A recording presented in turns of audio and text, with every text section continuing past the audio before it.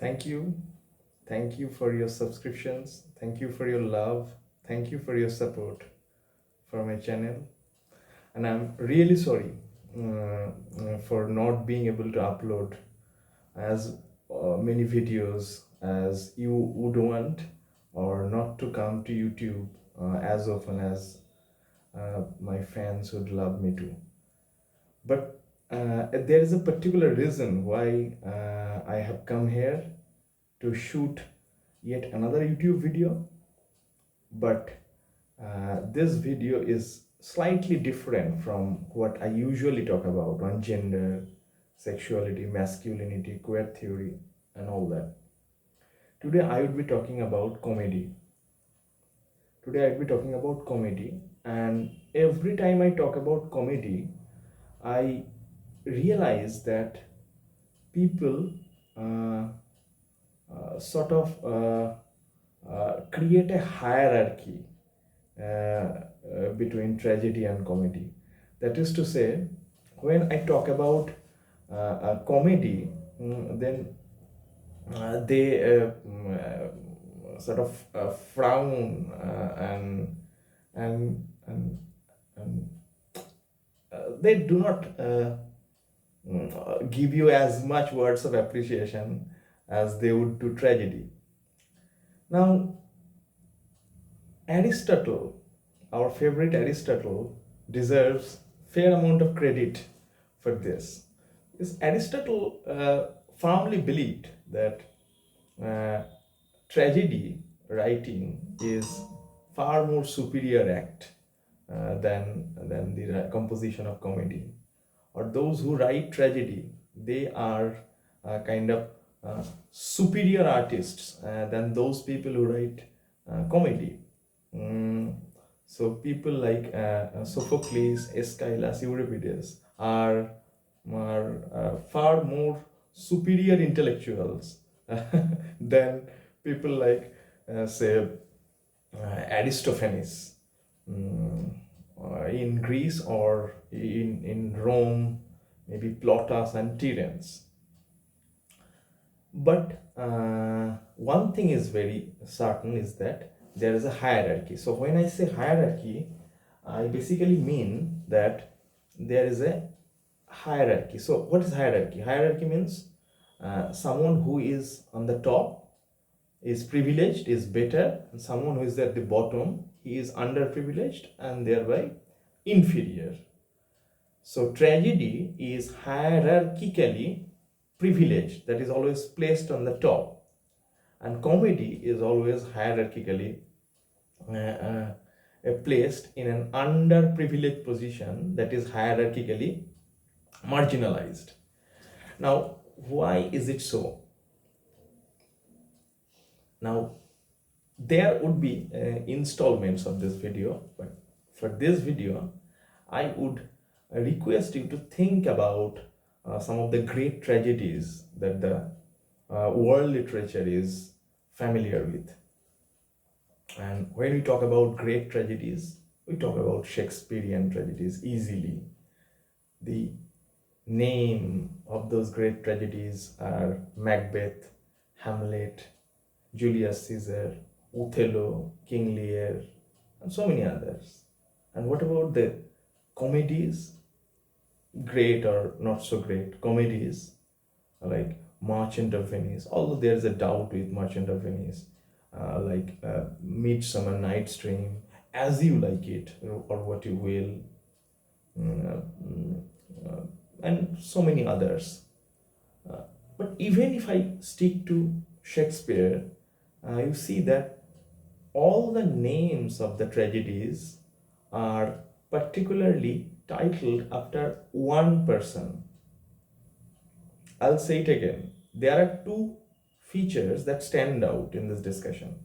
That all the names of the tragedies are titled after one character, that is either Macbeth, then Macbeth, or Hamlet, then Hamlet, or Julius Caesar, then Julius Caesar, King Lear, then King Lear, and Othello, then Othello.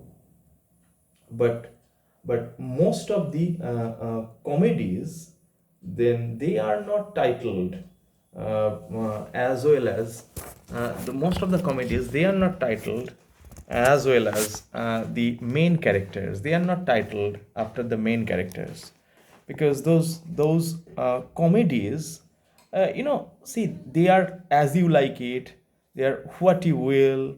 It's not after a particular character, so it is not after a particular proper noun. So we cannot specify a single comedy that is named after a specific character, that is named after a specific character, that is named after a specific character. And now, see, as you like it, it is not named after a particular character in that. Or say Merchant of Venice, it is not named after a particular character. But if you see Macbeth, if you see Hamlet, if you see Julius Caesar, if you see Othello, if you see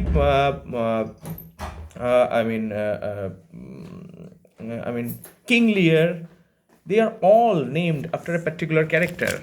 Now, when we say this, that most of them are named after a particular character, that means that tragedies have a specific feature. That means tragedies have a specific feature that is particular personality centric. That is a particular personality centric. Now, comedies do not have a specific particular character. One more feature that is important is that tragedies, when are named, tragedies when they are named after not only a particular character. Usually that character is king or queen or princess or something like that. So no ordinary person could come into that frame. No particular ordinary person could come into the fray. Now, if we talk about comedies, then we cannot have a character. We cannot have a character that is a king, that is a queen, that is a prince, that is a princess, or something like that. So what am I saying? I am saying that there are two very distinctive features that students need to keep in mind. What is that? That is, most of the tragedies usually titled after one particular character, and always that particular one title character is usually king or queen or the princess or the prince or anyone who belongs to the royal blood, who belongs to the blue blood community.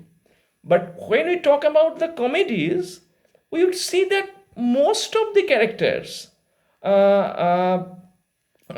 they do not belong to royal blood, or at least we do not have a comedy which is titled after a particular character or particular royal character or particular king or particular queen or something like that. So this is the thing that explains that comedy is more democratic, comedy is more cosmopolitan, comedy is more